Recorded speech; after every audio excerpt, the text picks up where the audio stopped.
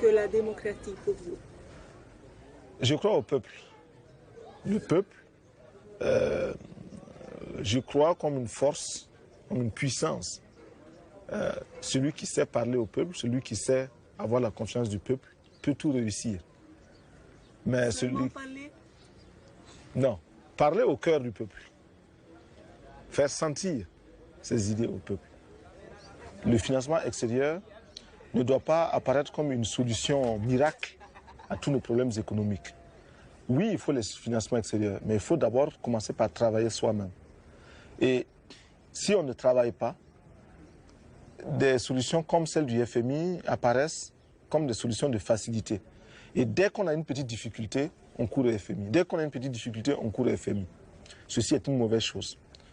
Deuxième élément très important aussi, c'est que nous avons l'impression que chaque fois qu'on nous pose les conditions, au niveau du FMI par exemple, c'est pour créer d'autres conditions.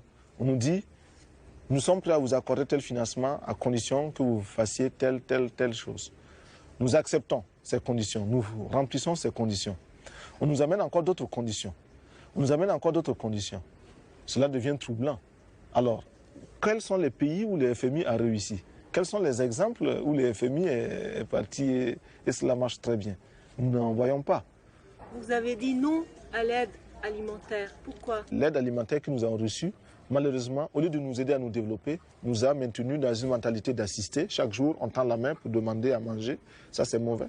Deuxièmement, l'aide alimentaire fait que les paysans de chez nous qui auraient pu produire ne peuvent plus produire parce que quand ils produisent, ils n'arrivent plus à vendre. C'est les surplus des paysans des autres pays qu'on nous amène ici. Nous, nous demandons autre chose. Celui qui veut nous aider vraiment peut nous donner des charrues ou des tracteurs, des engrais, des insecticides, des tuyaux, des arrosoirs, des barrages, des forages. Voilà, ça c'est de l'aide alimentaire. Mais celui qui nous amène les sacs de blé, de mil, de maïs ou du lait, celui-là ne nous aide pas. Il nous gave comme on gave les oies. Pour pouvoir vendre l'oie, pour qu'elle soit lourde, présenter qu'on puisse la vendre. Ça, c'est pas nous qui cherchent, c'est leur argent qu'ils cherchent. Ce n'est pas l'aide, ça.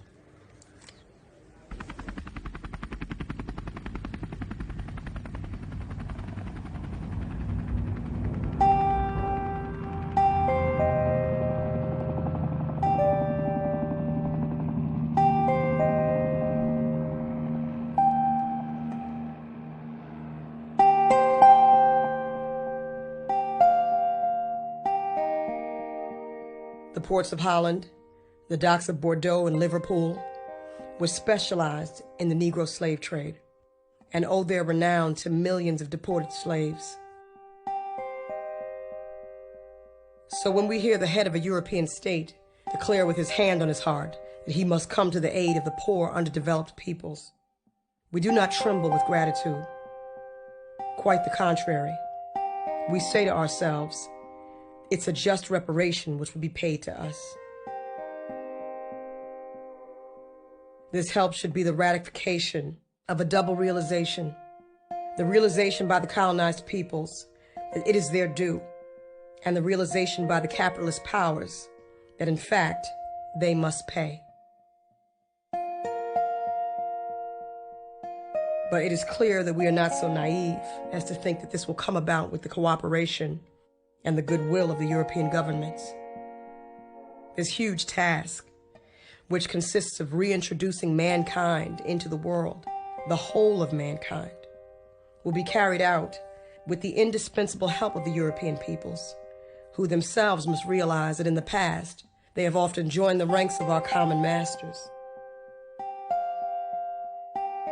To achieve this, the European peoples must first decide to wake up and shake themselves, use their brains, and stop playing the stupid game of the Sleeping Beauty.